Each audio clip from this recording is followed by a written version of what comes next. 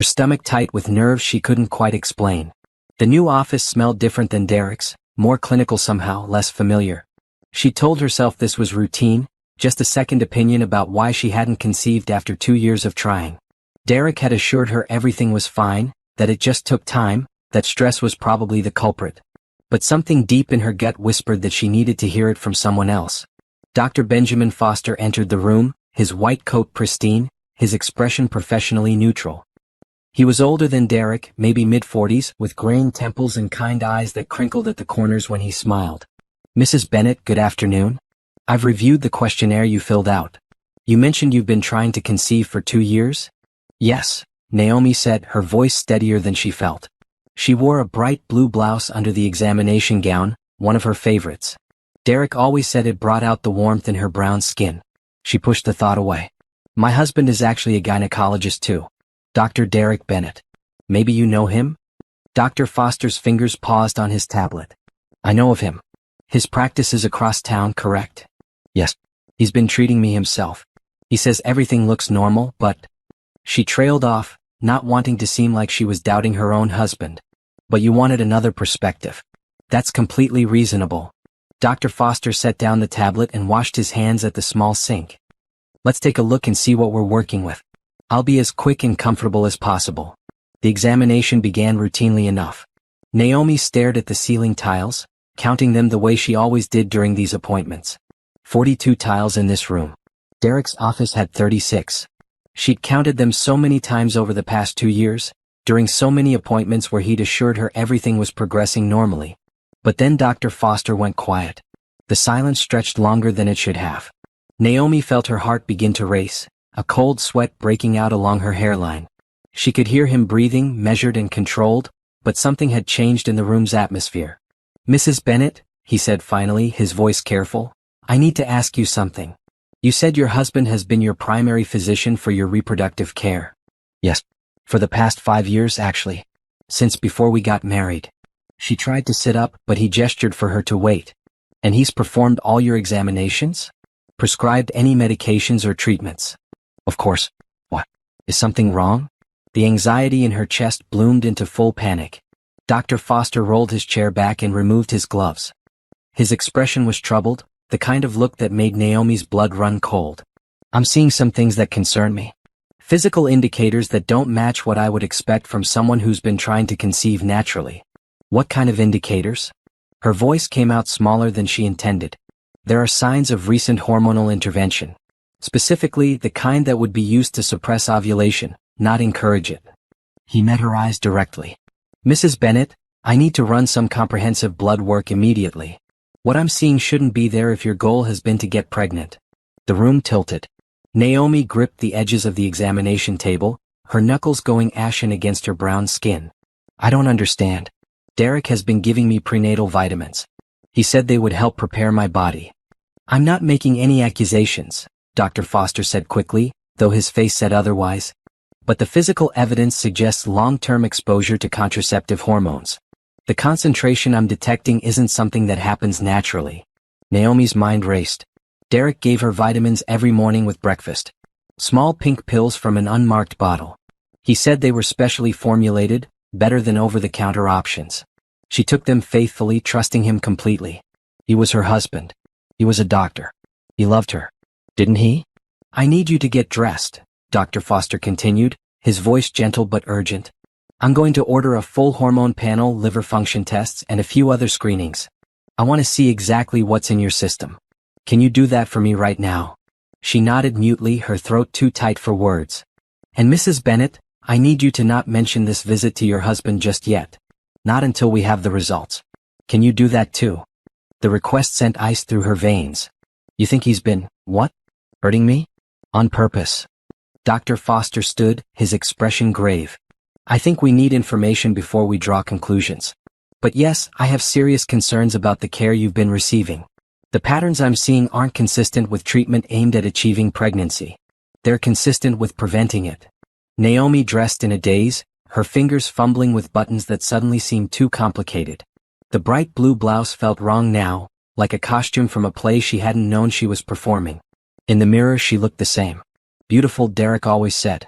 Her natural hair framed her face in soft coils.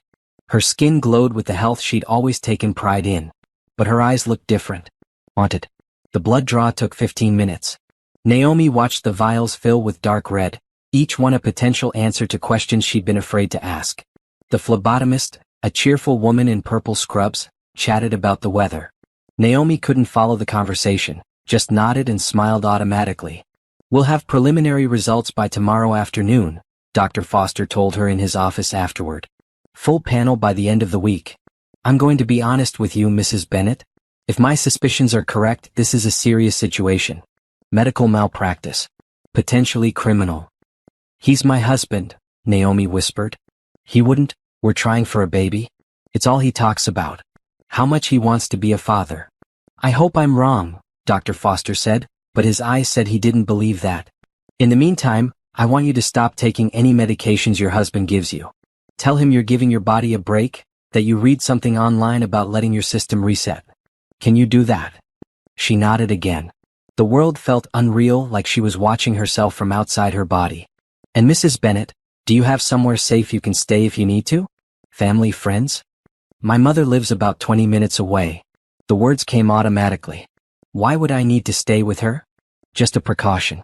If what I'm seeing is deliberate, confronting your husband could be difficult. I want you to have options." Naomi left the office in a fog. Her car sat in the parking lot where she'd left it, a sensible sedan Derek had helped her choose 3 years ago. Reliable, he'd said. Safe. She sat in the driver's seat for a long time, staring at nothing. Her phone buzzed. A text from Derek.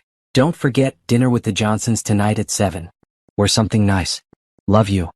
She stared at the message. "Love you." He signed every text that way. Every morning, he kissed her forehead and told her she was beautiful. Every night, he held her and talked about the children they would have, the house they would buy, the life they would build. Had it all been a lie? Naomi drove home on autopilot, her mind spinning through 5 years of memories, looking for cracks she'd missed. Warning signs she'd ignored. But there was nothing. Derek had been perfect, attentive, loving. He'd supported her career, encouraged her friendships, never raised his voice or his hand. He'd been, by all accounts, an ideal husband, except that he might have been poisoning her. The thought made her stomach heave. She pulled over to the side of the road and pressed her forehead against the steering wheel, breathing deeply until the nausea passed. Tomorrow she would have answers. Tomorrow she would know the truth. But tonight she had to sit across from Derek at dinner and pretend everything was fine. She had to smile and laugh and play the role of happy wife. Because if Dr. Foster was right, if Derek had been systematically preventing her from having the baby they supposedly both wanted, then she needed to be smart. She needed to be careful. She needed to prepare for her entire life to fall apart. The call came at 2 in the afternoon the next day, while Naomi sat in her office pretending to review marketing reports. She'd barely slept, lying next to Derek in their king-sized bed, watching him breathe peacefully while her mind screamed. He'd kissed her goodbye that morning like always, reminded her to take her vitamin, smiled at her with such warmth that she'd almost convinced herself Dr. Foster was wrong. Almost. "Mrs. Bennett, this is Dr. Foster. Do you have a moment to talk privately?" Naomi closed her office door and locked it. "Yes. Tell me." "I'm sorry." 2 words and her world tilted. "The preliminary results confirm my concerns. Your blood shows elevated levels of levonorgestrel and ethinyl estradiol. Combined, those are the active ingredients in oral contraceptives. Long-term use based on the concentrations. Months, possibly years." The phone nearly slipped from her shaking hand. "But I've never taken birth control. Not since before Derek and I got married. We stopped specifically so we could try for a baby." "I know. Mrs. Bennett, I need you to bring me those vitamins your husband has been giving you. I want them tested immediately. He gives them to me every morning with breakfast. I've never even looked at the bottle closely. It's in the medicine cabinet. I trusted him. I understand this is devastating. But we need concrete proof before we can take further action. Can you get the bottle without him knowing?" Naomi's mind raced. Derek was at his practice until 6. She could go home, photograph everything, take the pills. "Yes, I'll do it now." "Good. Bring them to my office. And Mrs. Bennett, I think you should consider contacting an attorney. What's been done to you is not just a betrayal of trust. It's a crime." An attorney. The word echoed in her head long after she ended the call. She was going to need a lawyer for her husband. Her husband, who she'd loved for 7 years, married for 5. The man she'd planned her entire future around. The drive home took forever and no time at all. Naomi parked in the driveway of the house they'd bought together 3 years ago. A pretty colonial with blue shutters and a garden she'd planted herself. She'd imagined children playing in that yard. Birthday parties and tree houses and scattered toys. All lies. Inside, everything looked normal. The breakfast dishes Derek had washed were drying in the rack. His coffee mug sat where he always left it. A note on the counter: "Can't wait to see you tonight. You're my everything." Naomi wanted to scream. Instead, she walked calmly to the master bathroom and opened the medicine cabinet. The vitamin bottle was right where it always was, pink pills visible through the translucent orange plastic. No label. No manufacturer information. Just Derek's handwriting on a piece of medical tape. Naomi's prenatals. She photographed it from every angle with her phone.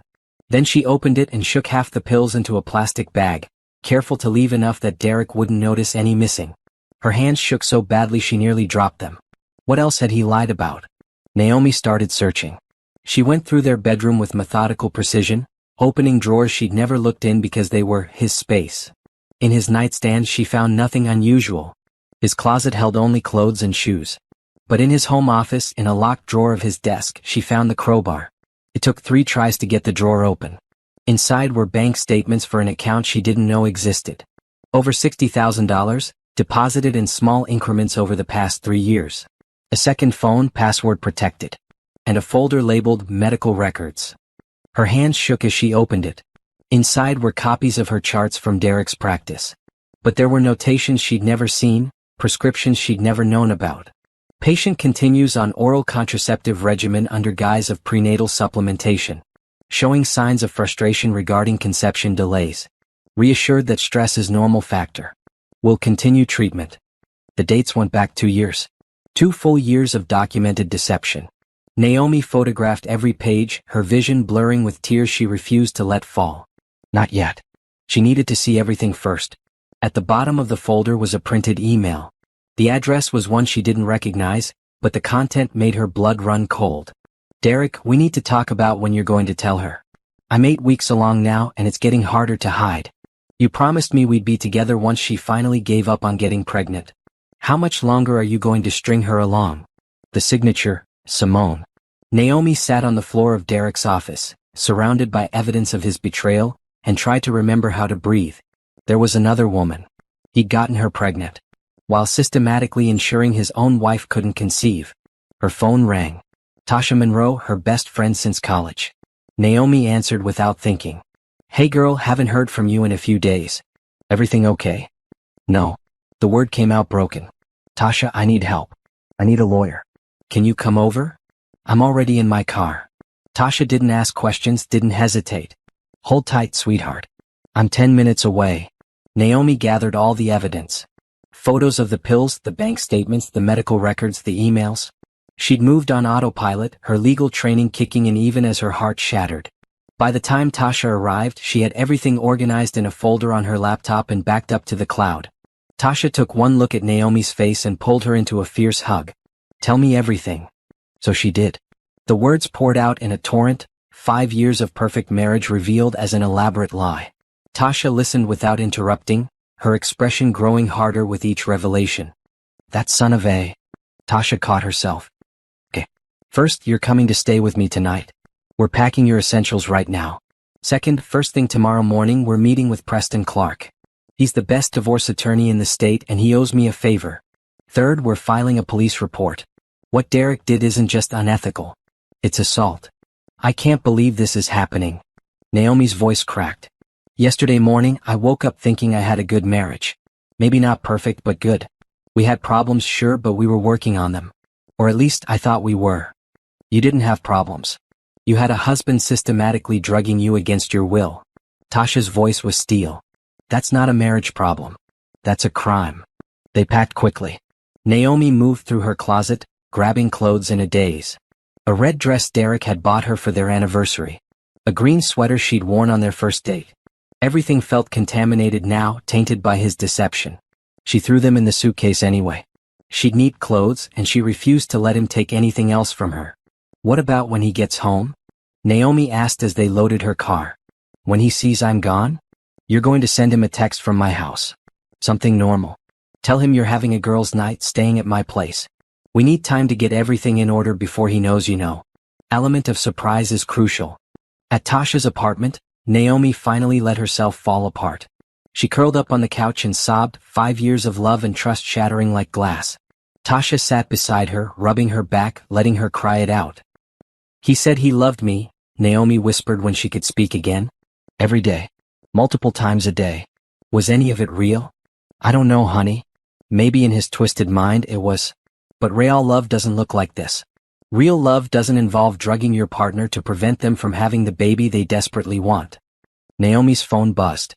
Derek, where are you? Coming home soon. She typed with shaking fingers. Girls' night with Tasha. Lost track of time. Staying here tonight. Love you. The words felt like poison, but they were necessary. Just a little longer, she told herself. Just until everything was in place. Derek's response came quickly. Have fun. Don't let her keep you up too late. Love you more. Naomi showed the message to Tasha, who made a disgusted sound. Gaslighting to the very end. Don't worry, we're going to destroy him. I don't want revenge, Naomi said. Then she paused, reconsidered. Actually, that's a lie. I want him to lose everything the way I'm losing everything. His license. His practice. His reputation. I want everyone to know what he did. Then that's what we'll make happen.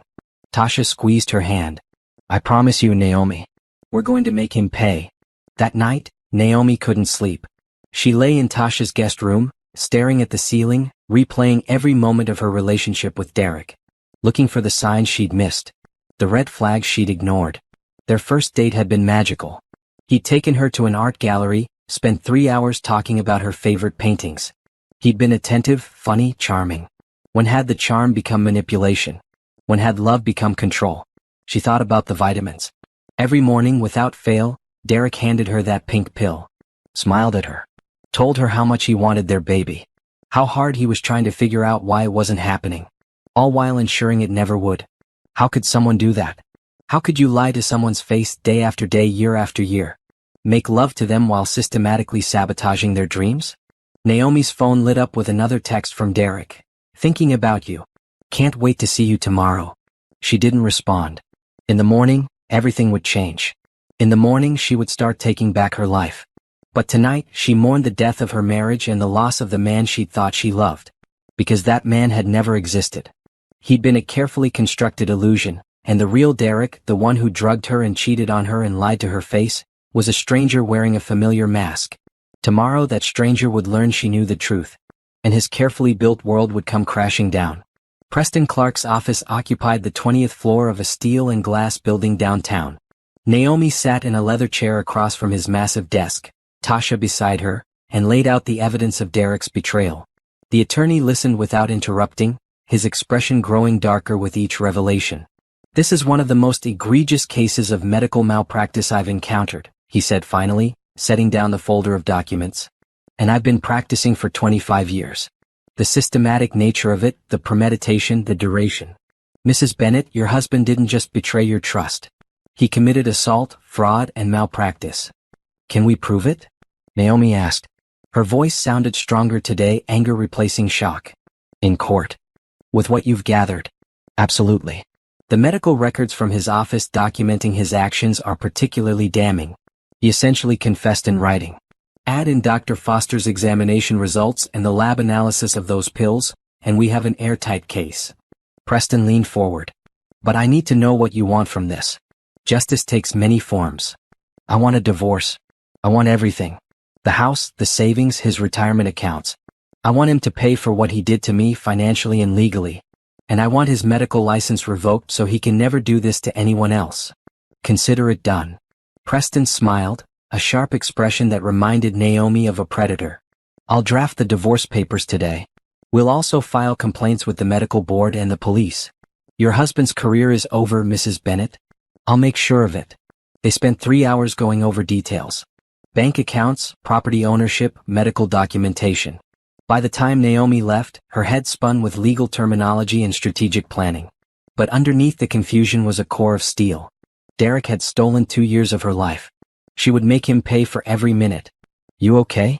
Tasha asked as they walked to the parking garage. No. But I will be. Naomi straightened her shoulders. She wore a maroon blazer today, professional and powerful. Clothes as armor.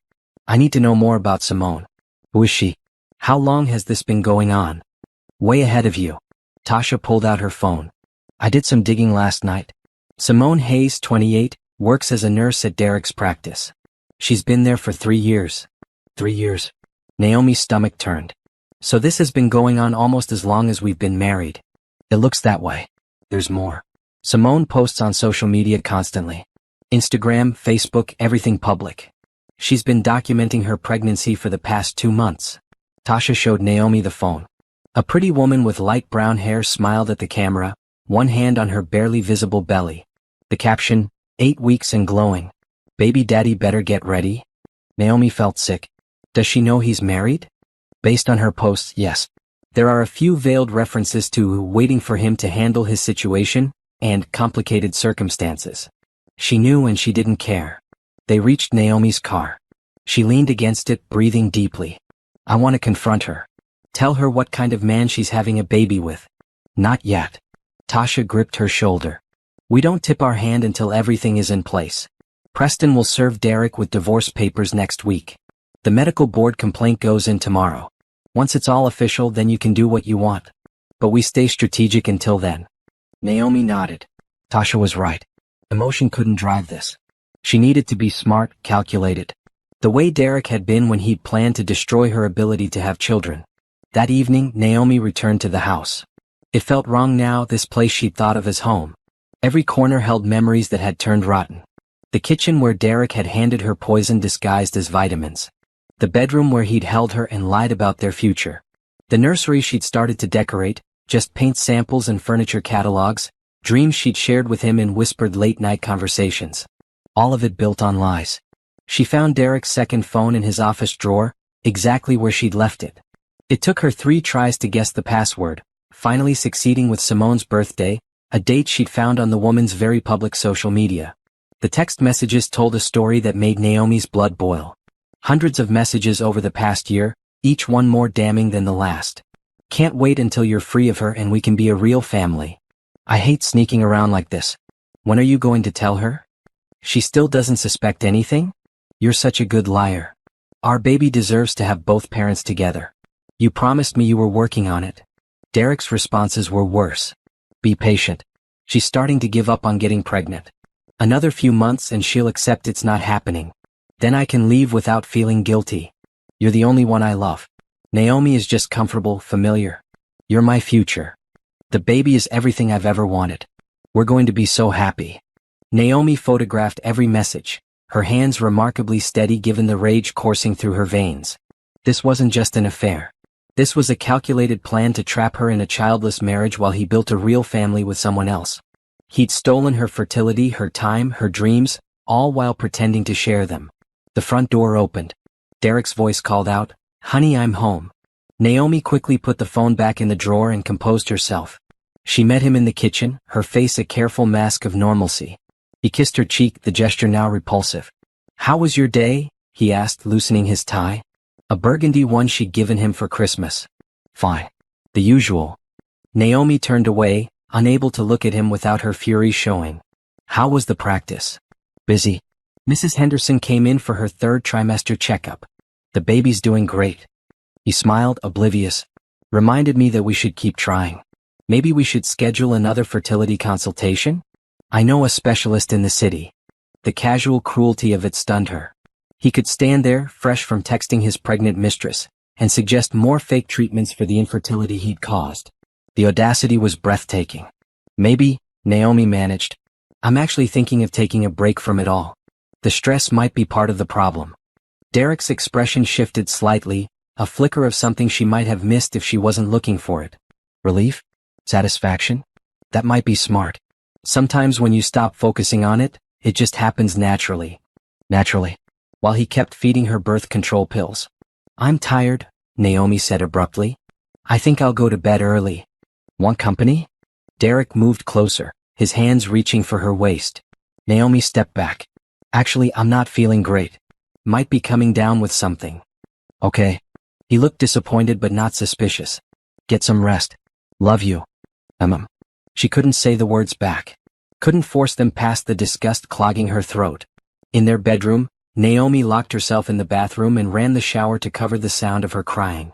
Silent sobs shook her shoulders as she slid down the wall, hugging her knees to her chest.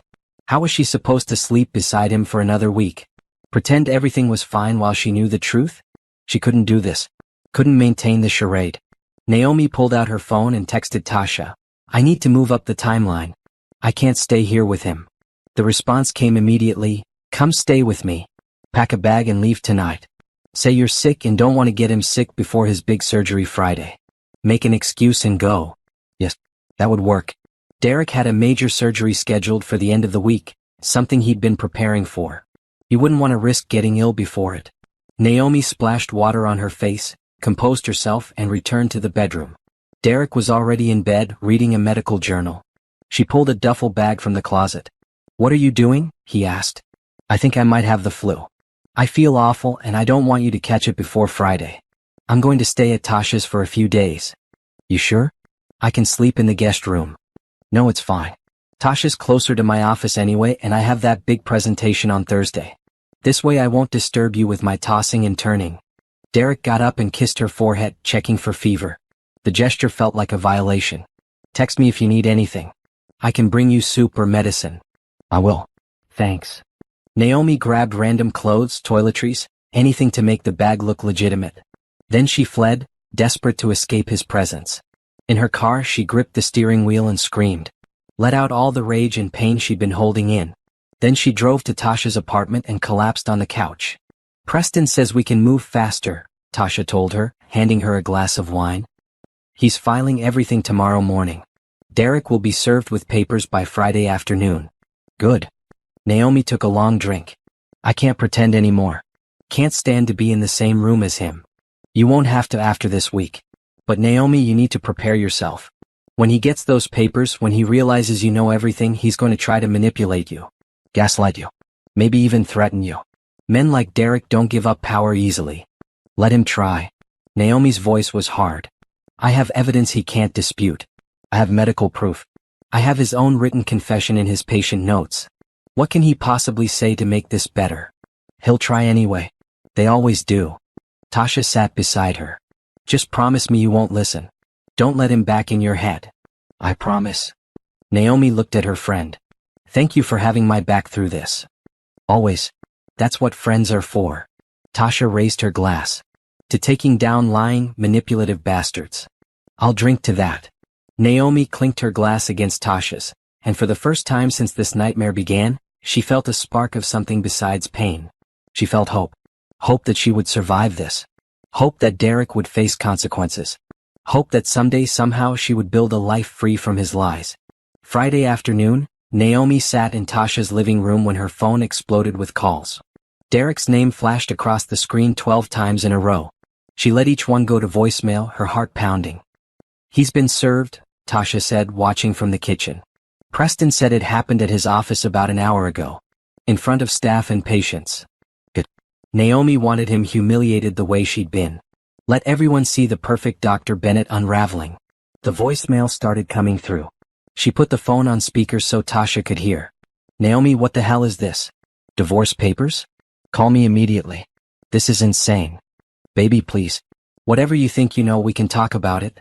Just come home so we can discuss this like adults. This is a misunderstanding. I don't know who told you what, but they're lying. I love you. Please call me. The messages grew more desperate as the stack of evidence against him became clear. By voicemail number 8, his tone had shifted from pleading to anger. You went through my private files? That's a violation of my privacy, Naomi. You had no right. If you think you can take me for everything in this divorce, you're mistaken. I have lawyers too. Call me back right now. We need to discuss this before you make things worse for yourself. Naomi deleted each message without responding. Let him stew in uncertainty. Let him feel a fraction of the confusion and pain she'd experienced. An hour later, Derek showed up at Tasha's apartment. Naomi watched through the window as he got out of his car, his usually composed face twisted with fury. He pounded on the door. Naomi, open up. I know you're in there. Tasha called through the door without opening it. She doesn't want to talk to you, Derek. Leave now or I'm calling the police. This is between me and my wife. Stay out of it. Your wife has a restraining order being filed on Monday. You're violating it before it even exists. I suggest you go home. Naomi. Derek's voice cracked. Please, baby. Just talk to me. 5 minutes. That's all I'm asking. Naomi stood on the other side of the door, her whole body shaking.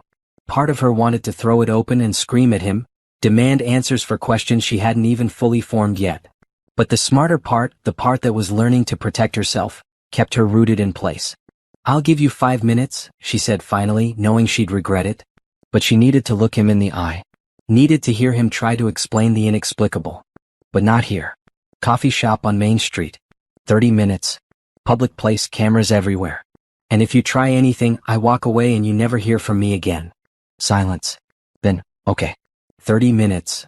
Tasha grabbed Naomi's arm as Derek's footsteps retreated.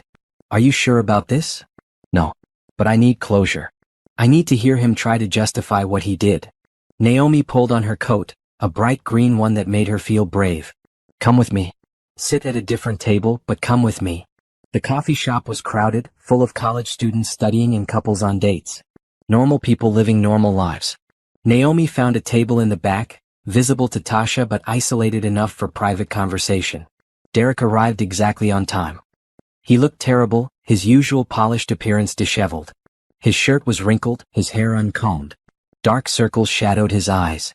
Under different circumstances, Naomi might have felt sorry for him. Today she felt nothing but cold satisfaction. He sat down across from her, reaching for her hands. She pulled them away. Don't touch me. Naomi, please. I can explain. Explain what? How you been drugging me for 2 years.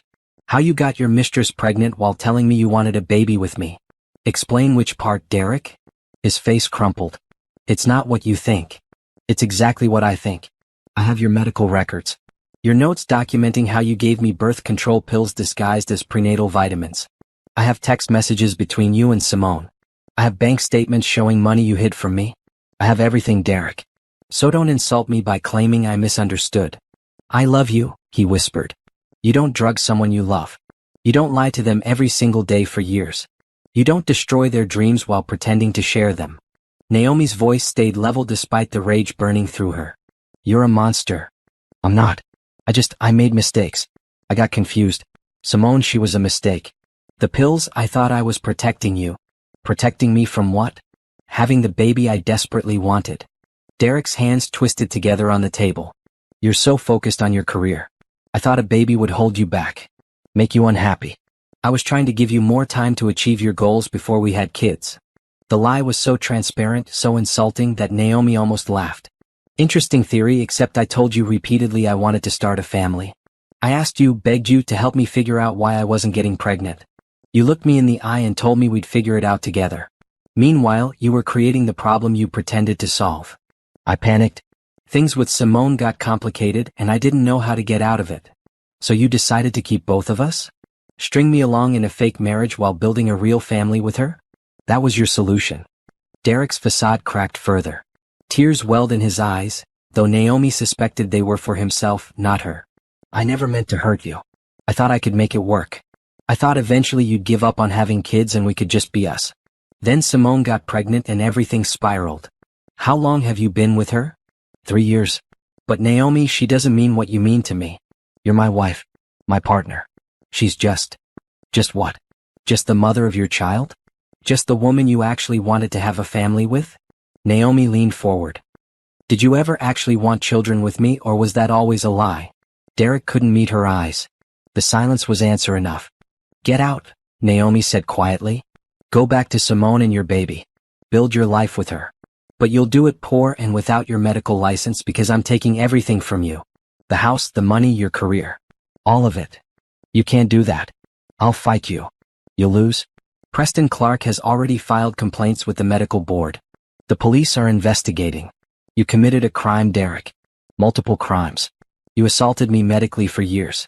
That's not something you recover from professionally or personally. Derek's face went white. You went to the police? Of course I did. What you did is illegal. Did you really think I'd just quietly divorce you and move on? Naomi, please. Think about what you're doing.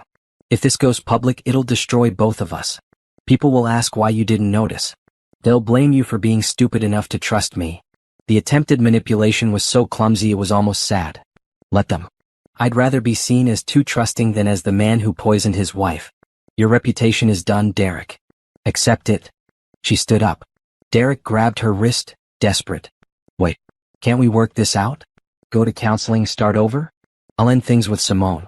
We can try again for real this time. Naomi yanked her arm free. You don't get it. There is no we anymore. There never really was. You created an illusion and I fell for it. But I'm awake now and I see you clearly. You're pathetic. Weak. A coward who drugged his wife rather than have an honest conversation about what he wanted. I'm sorry. Derek was crying now, really crying. I'm so sorry. I love you. Please don't do this. You should have thought about that before you destroyed our marriage. Before you stole 2 years of my life. Before you got another woman pregnant while lying to my face. Naomi picked up her purse. Sign the divorce papers. Give me what I'm owed. Maybe then I'll consider not pursuing criminal charges. You'd let me go to jail? In a heartbeat. She walked away without looking back, Tasha falling into step beside her. Outside, Naomi's legs gave out. She leaned against the building, breathing hard, adrenaline crash hitting her all at once. You were incredible in there, Tasha said, steadying her. Absolutely incredible. I wanted to hit him. Scream at him. Break down and demand to know why I wasn't enough. But you didn't. You stayed strong and in control. That's what matters. Tasha helped her to the car. Come on. Let's go home. You've earned some wine and terrible reality TV. That evening, curled up on Tasha's couch with a glass of Chardonnay, Naomi finally processed what had happened. She'd confronted Derek. Looked him in the eye and called him out for every lie. And she'd survived it. More than survived. She'd won. Her phone buzzed with a text from Preston. Derek's attorney called. He wants to negotiate a settlement. Sounds like he's ready to give you whatever you want to make this go away quietly. Naomi smiled grimly and texted back. No quiet settlements. I want a public trial if he doesn't give me everything plus damages. Let him choose. The response came quickly. Understood. I'll communicate that. Get some rest, Mrs. Bennett. You've had a long day. Mrs. Bennett. Soon that wouldn't be her name anymore. Soon she'd just be Naomi again, free from Derek and his lies. The thought filled her with something she hadn't felt in days. Relief. Monday morning brought a flood of activity. Preston Clark's office became Naomi's second home as they prepared for legal battle. The conference room table was covered with documents. Medical records, bank statements, text messages, photographs. Everything they needed to destroy Derek's defense. The medical board hearing is scheduled for next month, Preston explained, organizing files. They took one look at the evidence and fast-tracked it. Dr. Foster's testimony alone would be enough, but combined with Derek's own documentation. He shook his head. I've never seen such a clear-cut case of malpractice. What about criminal charges? Naomi asked. She wore a blue suit today, professional and put together. Armor for the battles ahead. The district attorney is reviewing the file. Assault with intent to cause bodily harm, fraud, possibly more depending on what else they find. Derek's looking at potential prison time. Preston met her eyes. Are you prepared for how ugly this might get? He's going to try every tactic to discredit you. Let him try. I have truth on my side. The first salvo came that afternoon. Derek's attorney, a sleek woman named Patricia Owens, requested a meeting. Naomi agreed, curious what approach they'd take. Patricia was younger than expected, maybe 40, with sharp eyes and an expensive suit. She sat across from Naomi and Preston with the confidence of someone used to winning. Mrs. Bennett, I'll be direct. My client made serious mistakes. He's willing to admit that and offer a generous settlement. How generous? Naomi asked. Full custody of the marital home, 70% of shared assets, plus a lump sum payment of $200,000. In exchange, you agree to withdraw the medical board complaint and criminal charges. The offer was substantial. More than Naomi had expected. But it wasn't enough. No. Patricia's eyebrow rose. That's a very fair offer, Mrs. Bennett. More than you'd likely get in court. I don't want fair. I want everything. And I want Derek to face consequences for what he did. Money doesn't erase 2 years of systematic abuse. Medical abuse, Patricia corrected. Let's be accurate about what happened here. Let's be accurate about all of it, Preston interjected. Your client drugged his wife for 2 years while having an affair and impregnating his mistress. He documented his actions in patient files. He planned and executed this deception with full knowledge of its illegality. There's no defense. Patricia's pleasant expression never wavered. There are always defenses, Mr. Clark. For instance, Mrs. Bennet had access to those pills for 2 years. She could have had them tested at any time. Why didn't she? The implication hung in the air. Naomi felt her face heat with anger, but Preston touched her arm, a silent message to stay calm. Because she trusted her husband, Preston said. That's not a defense for his actions.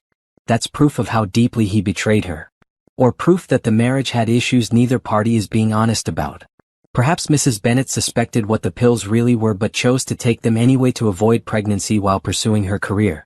Maybe this is buyer's remorse dressed up as victimhood. Naomi stood up so fast her chair scraped loudly against the floor. Get out. We're done here.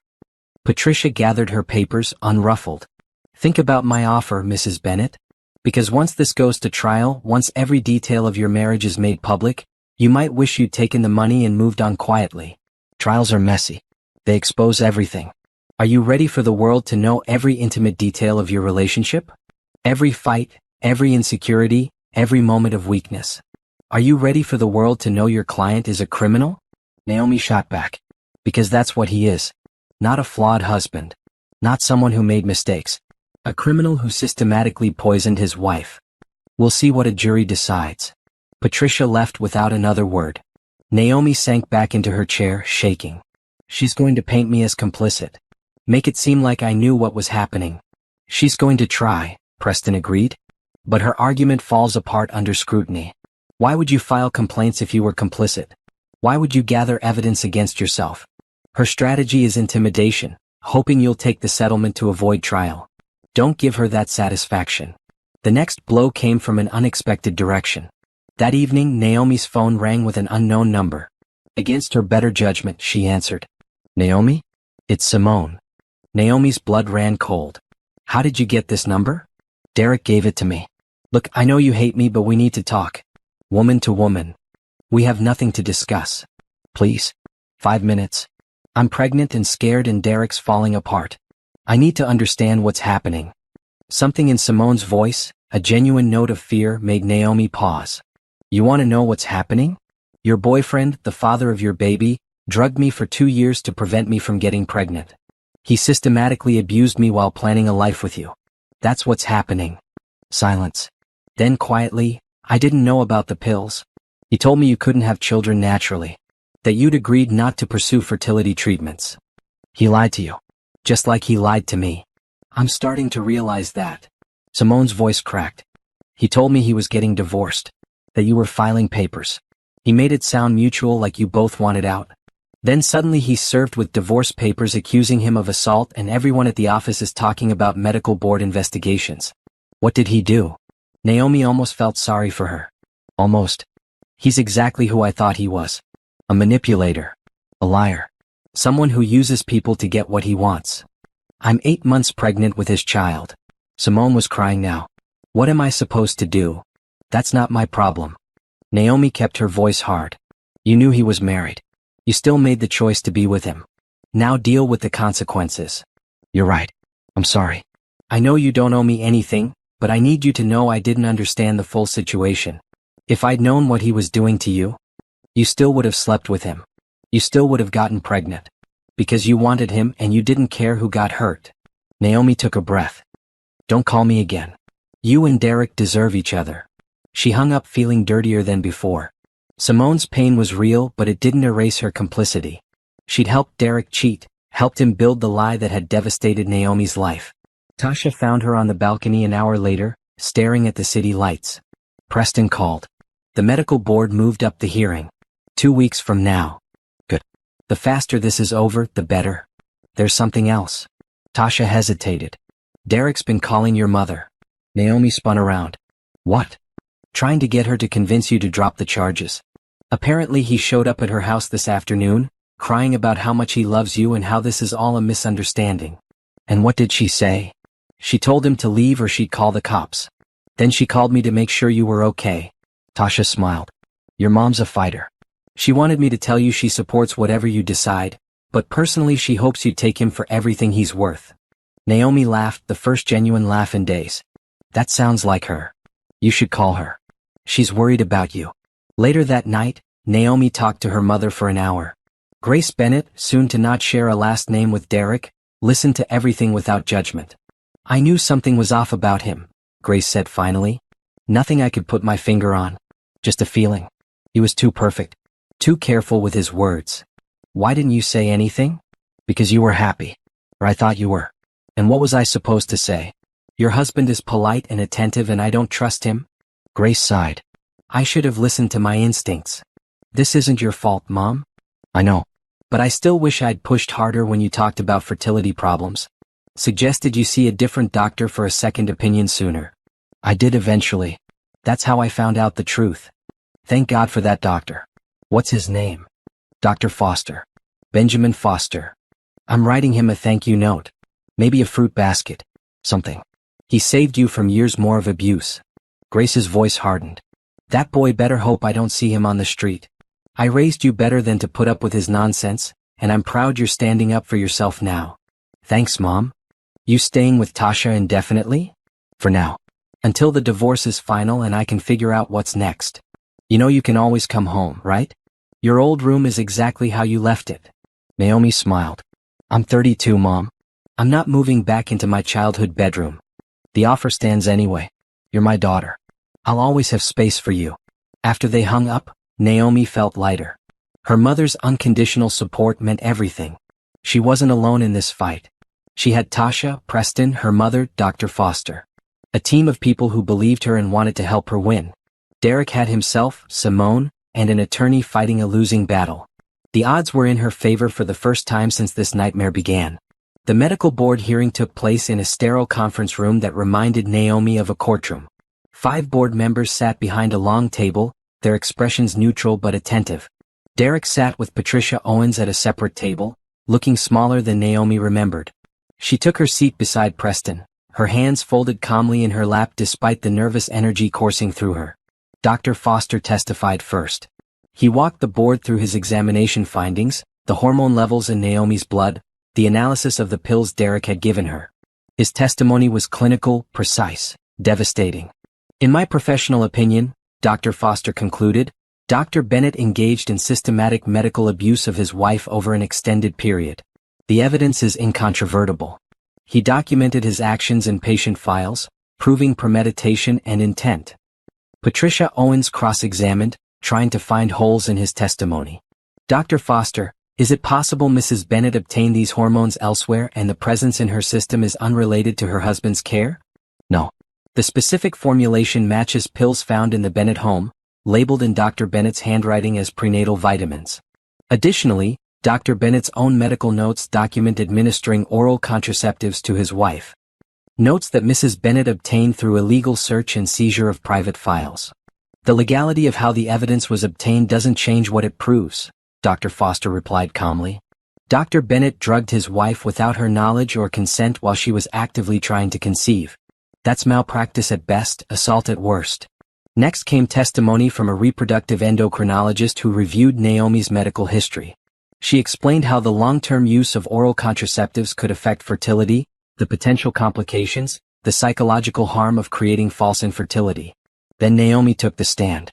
She recounted the years of trying to conceive, the tests Derek ran that always came back normal, the reassurances that it would happen eventually. She described taking the pink pills every morning, trusting completely that her husband wanted the same future she did. When Preston asked her to describe discovering the truth, her voice stayed steady even as tears rolled down her cheeks. I felt violated. Not just because of what he did to my body but because of the trust he destroyed. For 2 years, I looked him in the eye and asked why we couldn't have a baby. For 2 years, he lied while creating the exact problem he pretended to solve. Patricia Owens approached for cross-examination. Mrs. Bennett, you're an educated woman with a successful marketing career, correct? Yes. You understand medical terminology, have access to the internet, could have researched any concerns you had? I trusted my husband. But you're not stupid. Naive perhaps, but not stupid. Are you telling this board that in 2 full years, you never once suspected something was wrong? Naomi met Patricia's eyes directly. I suspected my body was betraying me. I suspected I had some medical condition preventing pregnancy. I never suspected the man I loved was causing it on purpose. That's not naivete. That's trust. And he weaponized that trust against me. Patricia pressed harder. You had access to those pills? You could have had them tested yourself at any time. Why would I? They were in a bottle my husband labeled as prenatal vitamins. I had no reason to doubt him. Except the fertility problems you were experiencing, which he was supposedly helping me solve. Naomi's voice rose slightly. Are you suggesting I should have suspected my own husband of medical abuse? That I should have investigated every medication he gave me? What kind of marriage requires that level of distrust? The kind where one party is conveniently unaware of facts that don't support her victim narrative. Preston objected immediately. Counsel is testifying, not questioning. The board chairwoman, Dr. Margaret Chin. No, wait, I can't use that name. Dr. Margaret Thompson intervened. Ms. Owens, stick to questions. Mrs. Bennett, you may step down. Derek testified last. Naomi watched him take the stand, his usual confidence gone. He looked haggard, broken. Patricia tried to rehabilitate his image. Dr. Bennett, can you explain your actions regarding your wife's care? I made terrible mistakes, Derek said, his voice barely above a whisper. I was trying to protect her career. Naomi worked so hard and I thought a baby would derail her ambitions. I wanted to give her more time. So your intent was protective, not malicious? Yes. I never meant to hurt her. I love her. Preston's cross-examination destroyed that narrative in minutes. Dr. Bennett, you documented in your patient files, and I quote, patient continues on oral contraceptive regimen under guise of prenatal supplementation. Does that sound like protection or deception? Derek's face flushed. I worded that poorly. You also texted your mistress, quote, she's starting to give up on getting pregnant. Another few months and she'll accept it's not happening. Then I can leave without feeling guilty. Does that sound like protection? That was taken out of context. What context makes that acceptable? Preston moved closer. You systematically drugged your wife while planning to leave her for another woman who you impregnated. You stole 2 years of her life. You violated her body, her trust, and your medical oath. There's no context that excuses that. Derek had no answer. The board deliberated for 40 minutes. When they returned, Dr. Thompson read their decision with grave formality. Dr. Derek Bennett, this board finds you guilty of gross malpractice, breach of medical ethics, and patient abuse. Your medical license is hereby revoked permanently.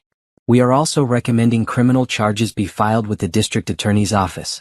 This kind of systematic abuse cannot and will not be tolerated in the medical profession. Derek's face went white. Patricia leaned in, whispering urgently, but he just shook his head numbly. His career was over. Everything he'd worked for gone. Naomi felt nothing. No satisfaction, no vindication. Just emptiness where anger used to be. Outside the hearing room, reporters crowded around them. The story had leaked, and now cameras flashed as journalists shouted questions. Mrs. Bennett, how do you feel about the board's decision? Do you plan to pursue criminal charges? What do you want people to know about medical abuse? Preston shielded her, moving them quickly toward his car. But Naomi stopped, turned to face the cameras. I want people to know that trust isn't weakness, she said clearly. I trusted my husband because that's what marriage is supposed to be. He exploited that trust. He weaponized his medical knowledge to control me. And now he's facing consequences. If anyone else is experiencing something similar, if you suspect a medical professional is abusing their position, please speak up. You deserve better. We all deserve better. The statement made every news outlet by that evening. Naomi's face was everywhere, on television, in newspapers, across social media. The story resonated. Other women came forward with stories of medical professionals abusing their trust. Derek became a symbol of everything wrong with unchecked medical authority. And his practice collapsed completely. Within 3 days, his partners dissolved the practice. His malpractice insurance dropped him. The hospital where he had privileges revoked them. Every professional association expelled him. Derek Bennett went from successful gynecologist to pariah in less than a week. Simone left him the same day his license was revoked. She called Naomi one last time, voice hollow. I'm moving back to my parents' place upstate. The baby deserves better than what Derek can offer now.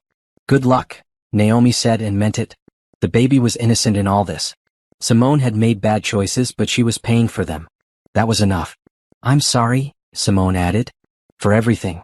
I was selfish and stupid and I didn't think about who I was hurting. You deserved better. Yes, I did. Naomi hung up without waiting for a response. The divorce proceedings moved swiftly after that. Derek signed everything Preston put in front of him. The house, the savings, his retirement accounts. All of it transferred to Naomi's name. He didn't fight. Didn't argue. Just signed and handed over his life piece by piece. The financial settlement is final, Preston told her 3 weeks after the medical board hearing. You're a wealthy woman, Mrs. Bennett. Derek's contribution to the marriage has been properly compensated. I trade all of it to have those 2 years back, Naomi said quietly. I know. But at least this way you have resources to rebuild. To create the life he tried to deny you. The criminal trial was set for 6 months out. Derek had been charged with assault, fraud, and medical malpractice. His attorney was pushing for a plea deal, but the district attorney wanted to make an example of him. Medical professionals who abuse their position need to face serious consequences. District Attorney James Morrison told Naomi during their preparation meeting. Derek Bennett's case will set a precedent. We're asking for the maximum sentence. How long? 5 to 7 years if convicted on all charges. 5 to 7 years. Seemed like both too much and not enough. Too much time for Derek to waste in prison when he could be working to make some kind of restitution. Not enough time to account for what he'd stolen from her. But it would have to do. 6 months after the medical board hearing, Naomi stood in the empty house that used to be her marital home. Derek had moved out and she'd spent the past week packing up his remaining belongings. Everything was in boxes ready to be donated or thrown away. She didn't want any reminders of their life together. The house itself would be sold. Too many memories haunted these rooms. Instead, she'd bought a sleek condo downtown, all clean lines and modern fixtures. A fresh start in a space Derek had never touched. Tasha helped her load the last boxes into her car. You doing okay? Getting there. Naomi looked back at the house one final time. This place represented everything I thought my future would be. Family dinners, kids running through the yard, growing old with someone I loved. Now it's just a building full of lies. Then let it go. Build something better. The condo was bright and airy with floor-to-ceiling windows overlooking the city. Naomi furnished it slowly, deliberately choosing pieces that felt like her, not like some idealized version of a married woman. Bold colors, modern art, comfortable spaces designed for living rather than impressing guests. She'd also started therapy. Dr. Rachel Kim met with her twice a week, helping her process the trauma of Derek's betrayal. The anger was easier than the grief, but both needed expression. You're mourning the loss of your marriage, Dr. Kim explained during one session. That's normal and healthy. But you're also mourning the loss of trust, of innocence, of belief in love. Those are harder to rebuild. Will I ever trust anyone again? Naomi asked. I keep thinking about future relationships and I can't imagine letting someone that close. What if they're lying too? Not everyone is Derek. Most people are honest, flawed humans trying their best. You learned that trust without verification can be dangerous. Now you'll be more cautious. That's not a bad thing. It feels lonely. It is lonely. But loneliness is temporary. You're building yourself back up, stronger this time. Eventually you'll be ready to let people in again. On your terms. Naomi threw herself into work. Her marketing firm had been understanding during the divorce, giving her space and flexibility. Now she returned with renewed focus, channeling her energy into campaigns and strategies. Her boss, Robert Sterling, wait, can't use that name. Her boss, Robert Hughes, pulled her aside 3 months into her recovery. Naomi, your work lately has been exceptional. Sharp, creative, bold. Whatever you're channeling, it's working. Rage is a powerful motivator, she said wryly. Well, keep it up. We're promoting you to senior director. More pay, your own team, bigger accounts. You've earned it.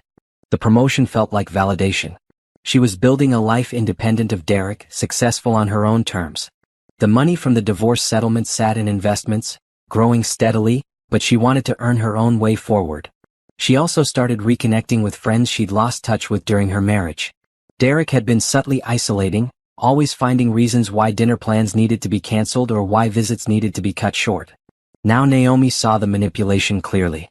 She reached out to old college friends, co-workers she'd liked but never socialized with, women from a book club she'd left when Derek claimed she was too busy. The responses were overwhelmingly positive. Everyone wanted to support her, be there for her, help her rebuild.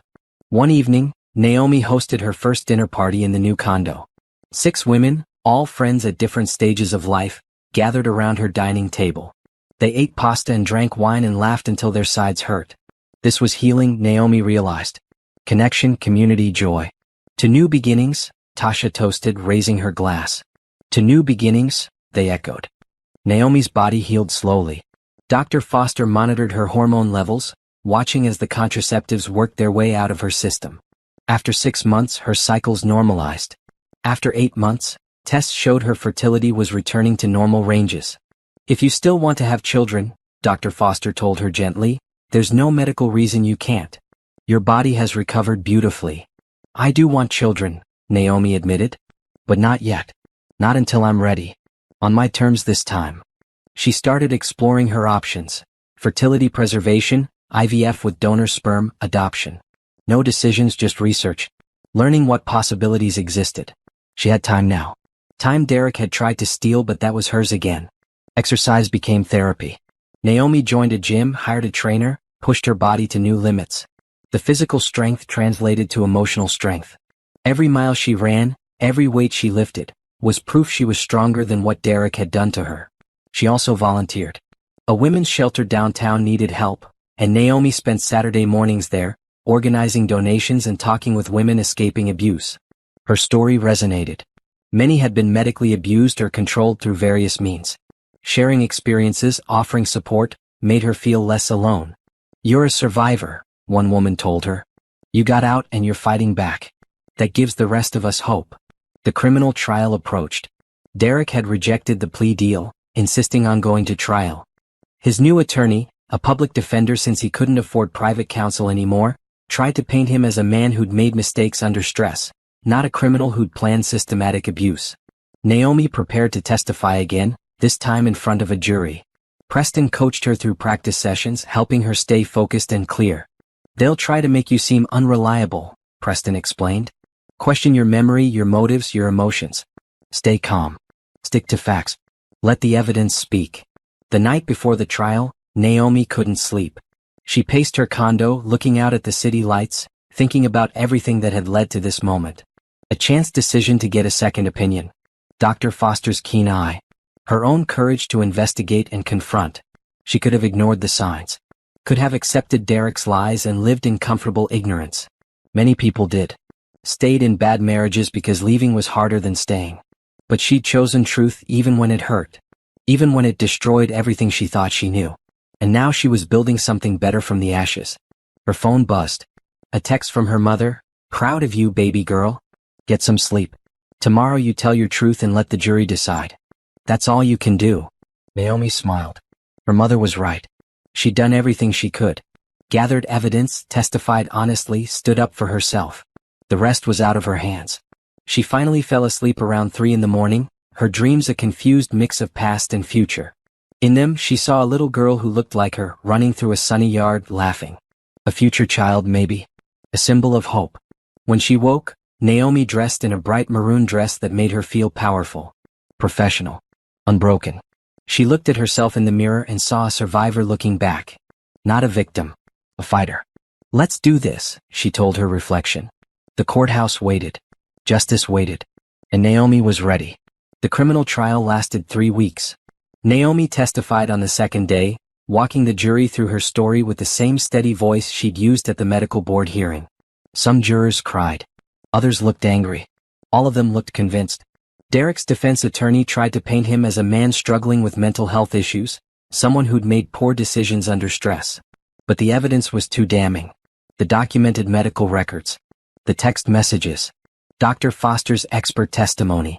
Simone's statement about Derek's lies and manipulation. The jury deliberated for 6 hours.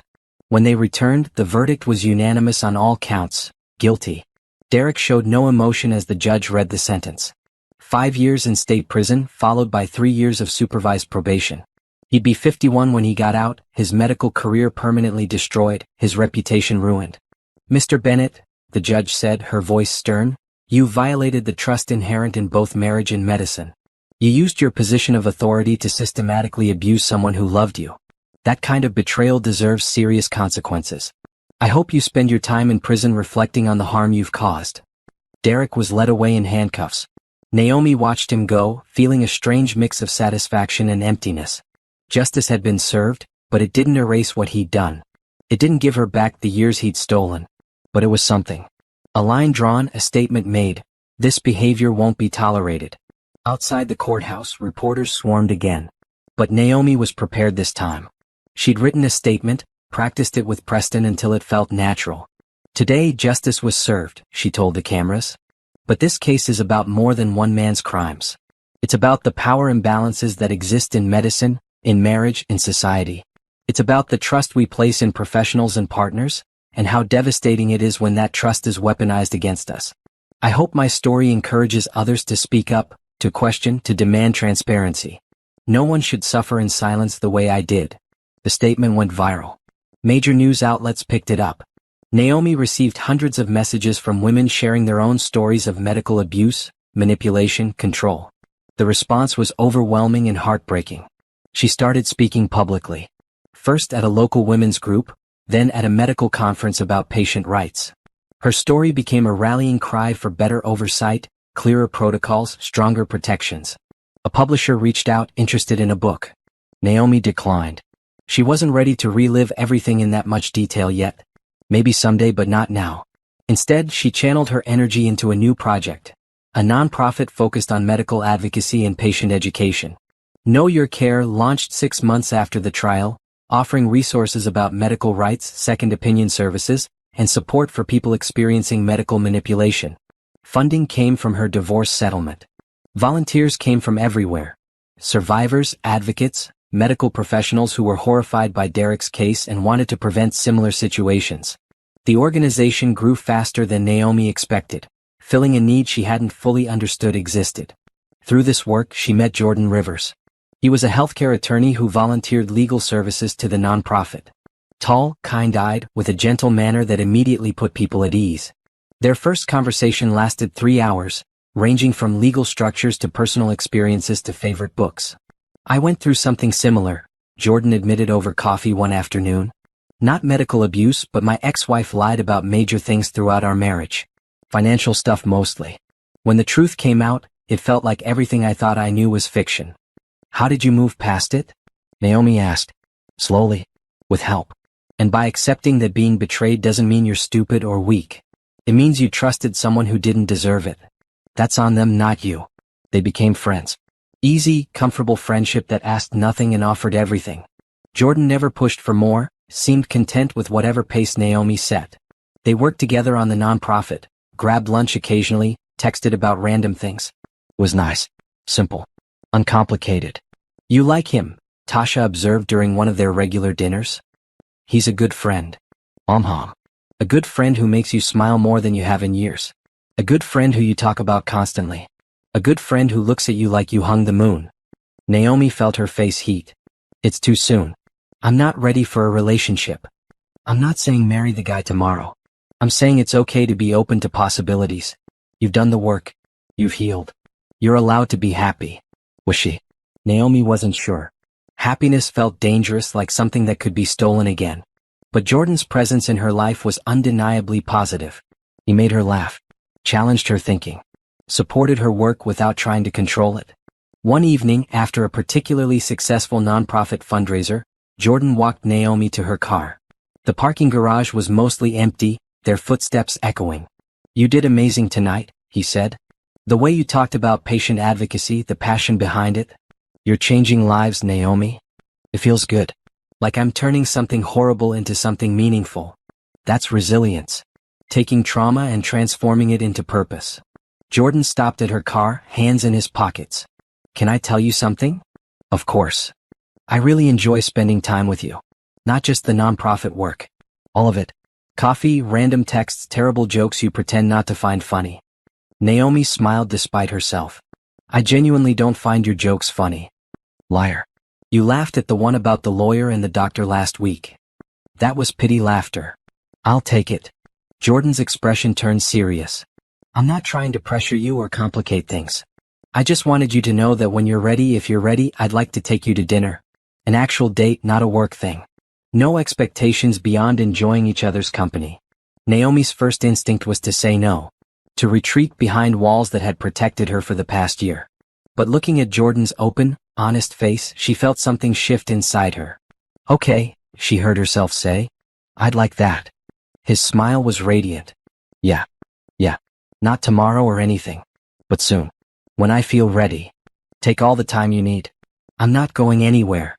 They went on their first date 3 weeks later. Dinner at a quiet Italian restaurant, conversation flowing easily, no pressure or expectations. Jordan was exactly who he seemed. Kind, funny, genuine. No hidden agendas or secret phones or alternate lives. It felt scary and wonderful all at once. They took things slowly. Dates every few weeks, gradually increasing in frequency. Naomi was hypervigilant at first, looking for red flags, testing his honesty. But Jordan remained consistent. Patient. Understanding. "I don't want to be your rebound or your trauma response," he told her after their 5th date. "If we're doing this, I want it to be because you genuinely want to, not because you're trying to prove you're over Derek." "I am over Derek," Naomi said firmly. "I'm not over what he did, but I'm over him. He's in prison where he belongs and I've moved on." "Have you though? Moved on?" The question stung because it was fair. "I'm working on it. Every day I'm a little more me than I was. A little less defined by what happened. That's good enough for me." Jordan took her hand carefully, giving her time to pull away if she wanted. She didn't. "We'll figure this out together at whatever pace works for you." Meanwhile, Naomi made another major decision. She wanted a child. Not because of Derek, not to prove anything, but because she genuinely wanted to be a mother. Her body had healed.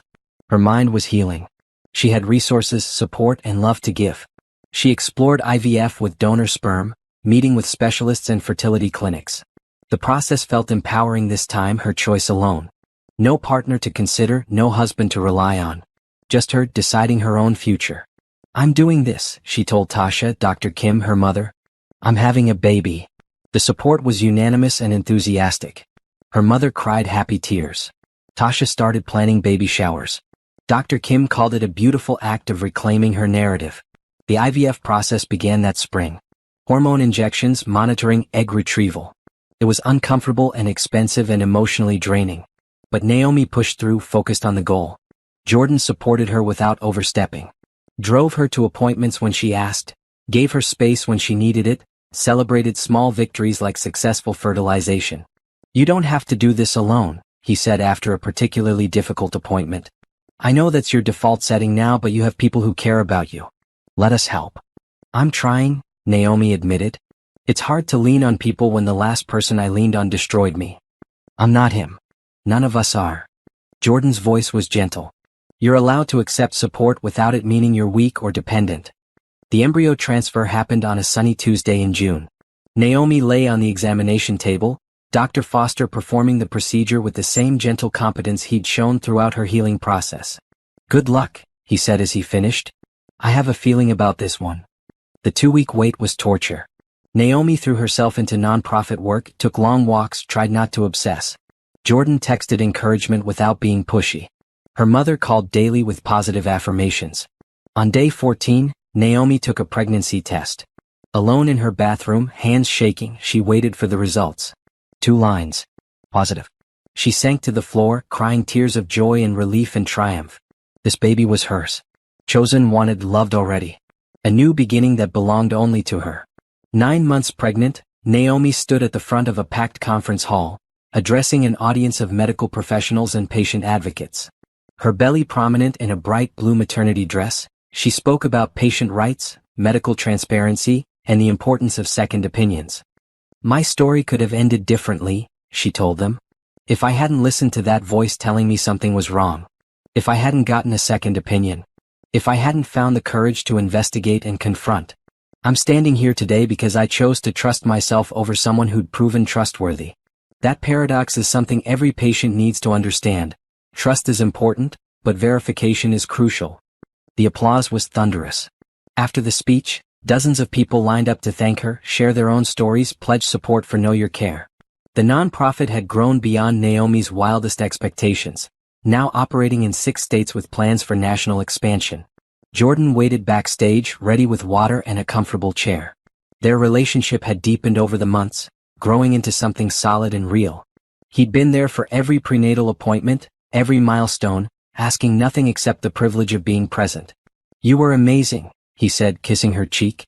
Though I'm starting to think baby might have inherited your public speaking skills already, based on all that kicking during the Q&A.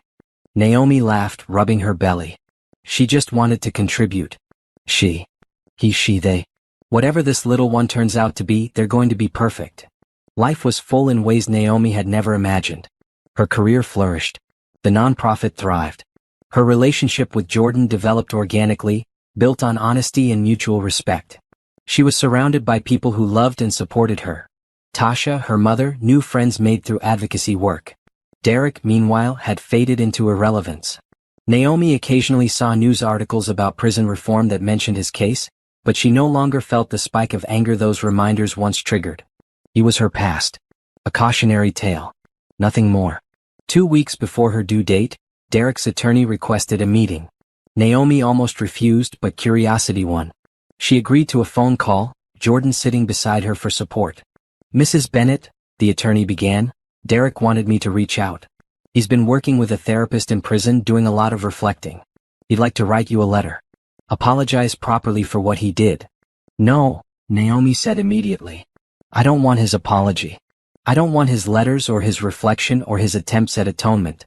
I want him to stay away from me permanently. He's sincere about making amends. Then he can make amends by serving his sentence and never contacting me again.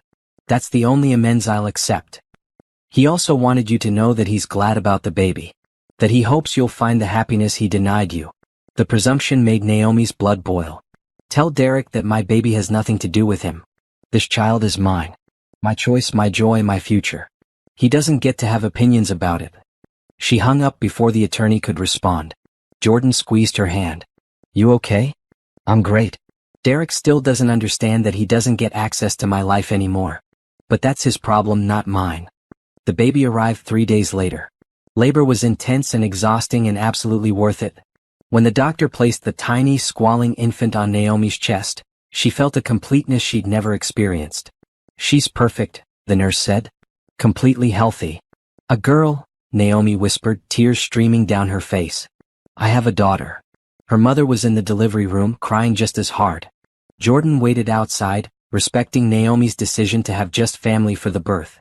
But when she invited him in an hour later, his face lit up with such genuine joy that Naomi's heart squeezed. She's beautiful, he said softly, looking at the baby in awe. What's her name? Hope. Naomi had decided months ago. Hope Grace Bennett.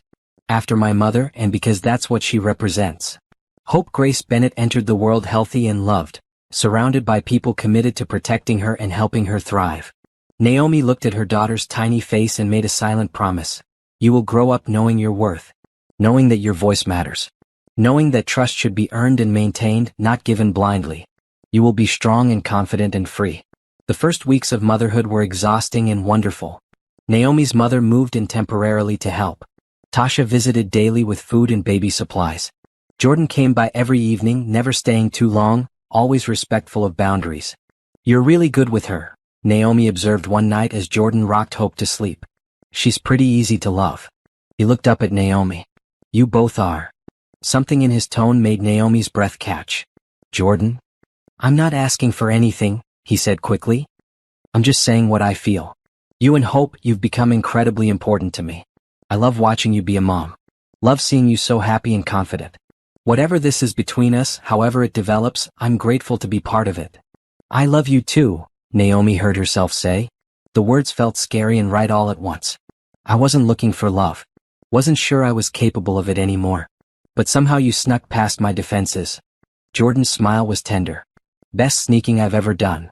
They kissed over Hope's sleeping form, gentle and sweet. A new kind of love, built on friendship and trust and shared values. Not the overwhelming passion of Naomi's relationship with Derek, but something steadier, safer, real. 6 months after Hope's birth, Naomi received notification that Derek was being released early for good behavior. 3.5 years served instead of 5. The news should have upset her, but mostly she felt indifferent. He's nobody to me now, she told Jordan. A name in my past. He can't hurt me anymore. What if he tries to contact you? Then I'll deal with it. But I doubt he will. His life is destroyed. Mine is flourishing. There's nothing he can offer me except more pain, and I won't give him that power. Derek did not contact her. According to mutual acquaintances, he'd moved to another state, taken a job in pharmaceutical sales, tried to rebuild a life far from the city where his crimes had made headlines. Simone had reportedly kept the baby and refused to let Derek have any involvement. He was alone, starting over with nothing. Naomi felt no sympathy. He'd made choices that led to consequences. Now he lived with them just as she lived with the results of her choices. Her choices had led her here, to a beautiful daughter, to meaningful work, to genuine love, to a life rich with purpose and connection. On Hope's first birthday, Naomi hosted a party in her condo. Friends and family filled the space, celebrating the little girl who'd brought so much joy into their lives. Hope toddled around in a bright red dress, laughing as people made silly faces at her. Jordan pulled Naomi aside during the festivities. "I have something for you." He handed her a small wrapped box. Inside was a key. "What's this?" "A key to my place. I'm not proposing anything except the option to have space there when you want it. Move in officially, keep it as an escape option, whatever works for you. No pressure. Just possibility." Naomi looked at the key, then at Jordan's hopeful face, then at Hope playing with her grandmother. This was her life now. Full of love freely given, trust carefully built, happiness earned through surviving. "I'll think about it," she said, but she was already smiling. Already imagining a future that included this good man, this sweet child, this beautiful life she'd reconstructed from the ashes of betrayal. She thought Derek had destroyed her. Instead, he'd inadvertently freed her to become someone stronger. Someone who knew her own worth. Someone who demanded honesty and gave love only to those who deserved it. Victory, Naomi realized, wasn't about revenge. It was about living well, thriving, building something better from the rubble of what came before.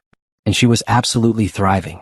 2 years after Hope's birth, Naomi stood in front of the mirror in Jordan's bathroom, now their bathroom.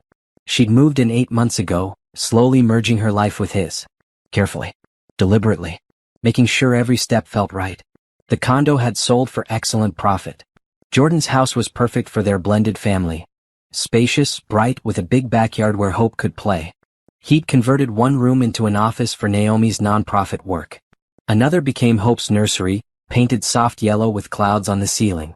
This morning, Naomi wore a green dress for the Know Your Care annual gala. The organization had grown beyond her wildest dreams, now operating in 15 states with international interest.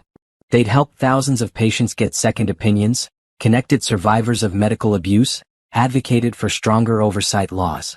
3 states had passed legislation directly inspired by Derek's case. "You look stunning," Jordan said, appearing behind her. He wore a navy suit that made his eyes even more striking. "You look pretty good yourself." Naomi turned into his embrace. "Ready for tonight?" "Always ready to watch you inspire rooms full of people." He kissed her forehead. "Though I'm more excited about tomorrow." Tomorrow they were taking Hope to the zoo. Simple family time, the kind Naomi had dreamed about during those dark years with Derek. The kind she'd thought she'd never have. But here she was. Mother to a brilliant, joyful 2-year-old. Partner to a man who respected and supported her. Leader of an organization making real change. The gala was spectacular. 500 attendees, major donors, politicians, medical professionals. Naomi gave the keynote speech, sharing her story and highlighting the work Know Your Care had accomplished. 3 years ago, I stood in a doctor's office and learned my entire marriage was a lie, she told the crowd. That the man I trusted most had systematically abused me. I could have let that destroy me. Instead, I chose to transform my pain into purpose. To ensure no one else suffers in silence the way I did. Tonight, I'm proud to announce Know Your Care is launching a national hotline for patients who suspect medical abuse. We're partnering with the American Medical Association to develop new protocols for patient advocacy. And we're establishing a legal fund to help survivors pursue justice. The applause was deafening. After the speech, Dr. Foster approached her, pride evident on his face. "You've taken something I barely started and turned it into a movement," he said. "That second opinion was just the beginning. Look what you've built." "You saved me," Naomi replied. "Everything after that was only possible because you cared enough to question what you saw. You saved yourself. I just opened a door. You walked through it." Later, during dancing, Jordan pulled Naomi close. They swayed to the music, comfortable and connected. "I have something to ask you," he said quietly. Naomi tensed automatically, old reflexes kicking in. "What?" "Nothing scary. I promise." Jordan smiled reassuringly. "I was thinking we should start talking about the future. Real concrete plans, not just possibilities. What kind of plans? Marriage maybe. More kids. Building something permanent together. Only if you want to. I know marriage is complicated for you after Derek. It was complicated. The word itself carried baggage. But looking at Jordan, feeling his steady presence, Naomi realized the complication wasn't about marriage. It was about trusting her judgment again. I do want those things, she admitted. With you. Just maybe not tomorrow. How about next year? Jordan's eyes sparkled. Give you time to get comfortable with the idea. Maybe let me properly propose instead of springing it on you at a gala. Next year sounds perfect. They danced until late, surrounded by people who believed in their mission and supported their work. When they finally drove home, Hope was asleep at Naomi's mother's house. They had the night to themselves, rare and precious. In bed later, Naomi stared at the ceiling, thinking about how far she'd come. From the examination room where Dr. Foster had discovered Derek's deception to this moment, safe and loved in a home built on honesty. What are you thinking? Jordan asked sleepily. That I'm happy. Really, genuinely happy. I didn't think I'd feel this way again. You deserve happiness. You fought for it, built it from nothing. That takes incredible strength. Naomi turned to face him. Do you ever worry I'm still broken? That Derek damaged me too much for a normal relationship? You're not broken. You're healing. There's a difference. Jordan touched her face gently. And no relationship is normal. We all bring our histories, our wounds, our fears. What matters is how we handle them together. I still have nightmares sometimes. About discovering the pills, confronting Derek, testifying in court. That's natural. Trauma doesn't disappear just because you're in a better place. But it gets quieter. Easier to manage. And you're not alone in it anymore. She kissed him then, grateful for his patience, his understanding, his love. They'd built something real together, something that honored both their pasts while reaching toward their future. Morning came bright and clear. Hope woke them at 6, bouncing on their bed with the boundless energy of toddlers everywhere. Zoo day, she shouted. See elephants. Naomi scooped her up, tickling her until she giggled uncontrollably. Yes, zoo day. Let's get you some breakfast first. The three of them moved through morning routines with practiced ease. Breakfast, teeth brushing, getting Hope dressed in purple overalls she'd insisted on wearing. Jordan made coffee while Naomi packed snacks. Simple, domestic, perfect. At the zoo, Hope delighted in every animal. She pressed her face against the glass at the aquarium, squealed at the giraffes, demanded to ride the carousel 3 times. Jordan carried her on his shoulders when she got tired. Naomi captured photos on her phone, preserving these moments of joy. Can we do this forever? Hope asked during lunch, face covered in ice cream. We can try, Naomi promised, wiping her clean. That evening, after Hope had been put to bed, Naomi sat in her home office reviewing the latest Know Your Care expansion plans. They were opening offices in 5 new cities, hiring more staff, developing training programs for medical students about patient advocacy. The work was endless but fulfilling. Her phone rang. A known number. She almost didn't answer, but something made her pick up. Naomi, this is Simone. Naomi's first instinct was to hang up. But curiosity won. What do you want? I'm calling to tell you that Derek died. Heart attack 2 days ago. I thought you should know. The news hit Naomi like cold water. Derek was dead. The man who'd controlled her, abused her, stolen years of her life. Gone. Why are you telling me? Her voice sounded distant to her own ears. Because you deserve to know. And because I wanted to say I'm sorry. Again. For my part in hurting you. I was young and stupid and selfish. My daughter asks about her father sometimes and I don't know what to tell her. How do you explain someone like Derek? You tell her the truth age appropriately. That her father made terrible choices that hurt people. That she doesn't have to be like him. That his mistakes don't define her. Naomi paused. How old is she? 4. She's beautiful and smart and I'm terrified I'll mess her up. You won't. If you're worried about it, you're already doing better than Derek ever could. Thank you for saying that. And Naomi? I genuinely hope you're happy now. You deserved so much better than what we put you through. After hanging up, Naomi sat in silence. Derek was dead. She should feel something, relief maybe, or closure. Instead, she just felt empty. He'd already been erased from her life. His actual death changed nothing. Jordan found her there an hour later. You okay? You've been quiet. Derek died. Heart attack. Jordan sat beside her. How do you feel about that? I don't know. I already grieved him years ago. He's been dead to me since the divorce. This just makes it official. That's valid. You don't owe him complicated emotions just because he's gone. I keep thinking about his daughter. Simone called to tell me. The little girl is 4, asks about her father. What kind of life is she going to have, knowing her father was a criminal who died alone? That's not your responsibility, Jordan said gently. You can have compassion without taking on their burden. I know. It's just complicated. Most things are. That night, Naomi dreamed about Derek for the first time in months. But in the dream he wasn't threatening or controlling. He was just gone, fading away like smoke, while she stood in sunlight holding hope. When she woke, she felt lighter. Like some invisible weight had lifted. Derek's death made minor news. Disgraced doctor dies at 47, read one headline. The articles recapped his crimes, his conviction, his fall from grace. Naomi was mentioned as the victim who'd exposed him. She didn't read past the first paragraph. I don't need to relive it, she told Tasha over coffee. That chapter is closed. I'm writing new ones now. Good ones from what I can see. Tasha smiled at Hope, who was busy coloring at the next table. You've built an incredible life. We built it. You, Mom, Dr. Foster, Jordan. All of you helped me get here. We support it. You did the work. A month after Derek's death, Naomi received a letter from his attorney. Derek had left her something in his will, a letter written during his last week alive. She almost threw it away unopened. But late one night, curiosity won. The letter was handwritten, Derek's familiar script strange and painful to see. It was short, direct. Naomi, I know I have no right to write to you. You made it clear you wanted no contact and I've respected that. But I'm dying and I need to say this before I go. I destroyed you. Systematically, deliberately, cruelly. I told myself I was protecting you, that I knew what was best, but the truth is I was protecting myself. I was a coward who couldn't be honest about what I wanted. I watched you suffer and did nothing because my comfort mattered more than your pain. You deserved better. You deserved truth, respect, partnership. Instead you got me. I'm sorry. Those words are inadequate, but they're all I have. I'm glad you're thriving. Glad you have the family I denied you. Glad you turned your pain into something meaningful.